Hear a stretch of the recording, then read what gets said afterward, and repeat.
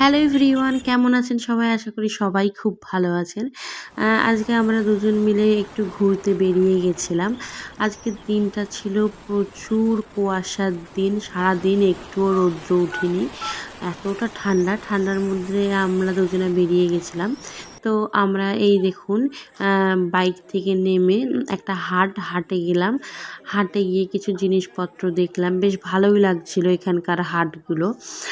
এটা ছিল মনে হয় শনিবার, হ্যাঁ শনিবারের দিন আমরা গেছিলাম হাটে। হাটটা বেশ ভালোই ছিল, অনেক রকম এখানে শীতের মানে প্রত্যেকটা পোশাক, সোয়েটার, উইন্চিটার, চাদর, মানে প্রত্যেকটা জিনিসই পাওয়া যাচ্ছিল। আবার এইদিকে সবজি বাজার, আলু, পেঁয়াজ, আদা, রসুন সব কিছুই, তারপরে শুকনো মশলা, হলুদ, জিরে গুঁড়ো সব কিছুই। তারপরে এগুলো দেখার পর আমরা খানিকটা দূরে গিয়ে দেখলাম প্রচুর ফুল গাছের চারা, বেশ দেখতেও খুব সুন্দর লাগছিল। তো এইগুলো দেখে নেওয়ার পর এখান থেকে আমরা এদিকে আসলাম, বাচ্চাদের পড়ার বই, এদিকে পাপড়, তারপরে এখানে মাছ বাজারটাও ছিল, কত বড় বড় পাঙাশ মাছ, রুই মাছ, বেশ দেখতে ভালোই লাগছিল। এইগুলো দেখে নেওয়ার পর এইগুলোই আসলাম এখানে। দেখার পর এই যে দেখছি মানে কত সাবান, তারপরে ডিটারজেন্ট সব কিছু দেখার পর এখানে ফলের বাজারটাও, এখানে আবার কেজি হিসাবে ফল বিক্রি হয়, যেমন আমাদের ওখানে আপনার মানে পিস হিসাবে, এখানে কেজি হিসাবে। ওগুলো দেখে নেওয়ার পর টুকিটাকি আমি কিছু জিনিস নিয়ে নিলাম। এখানে আবার জুতো, চটি, মানে হাটটাতে এমন কোনো জিনিস নেই যে পাওয়া যাচ্ছে না। তারপরে হাট থেকে বেরিয়ে আমরা হাই রোডে উঠবো বলে এই রাস্তাটা ধরেই আসছিলাম। এতটাই খারাপ রাস্তা, মানে কি বলবো, সে আমাদের এখান থেকে বেরোতে বেরোতে প্রায় 2 ঘন্টা। কিন্তু খারাপ রাস্তা হলেও হবে কি, পরিবেশটা যে এত সুন্দর, মানে কি বলবো। তা দাঁড়িয়ে থেকে কিছুক্ষণ এই পরিবেশটার ভিডিওটা করে নিলাম। করে নেওয়ার পর এখান থেকে বেরিয়ে অবশেষে এই রাস্তা, চারিদিকে খালি সবুজ আর সবুজ, দেখতে এত ভালো লাগছিল। আর এই সর্ষের ফুলগুলো অসাধারণ লাগছিলো, চারিদিকে খালি সর্ষের ফুল, হলুদ আর সবুজ, মানে এত দারুণ।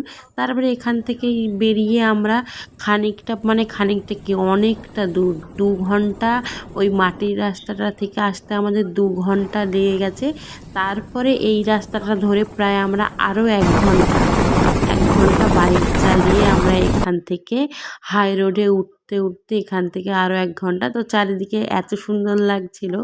এটা একটা গ্রাম ছিল, গ্রামের ভেতর দিয়ে আমরা যাচ্ছিলাম। তো এখান থেকে বেরোতে বেরোতে খালি রাস্তায় পার হয় না, রাস্তায় চলে যায়, মানে লোকের কাছে জিজ্ঞাসা করতে করতে করতে করতে অবশেষে মানে পৌঁছাবো, প্রায় পৌঁছানোর মুহূর্তে।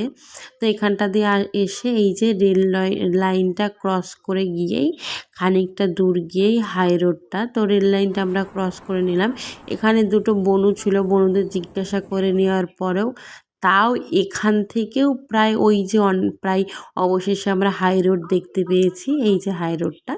তো হাই রোডে এখান থেকে উঠে আমরা একটা চায়ের হাটে যাব এখন চা খেতে, কারণ সেদিনকে প্রচুর ঠান্ডা দিয়েছিল এইদিকে।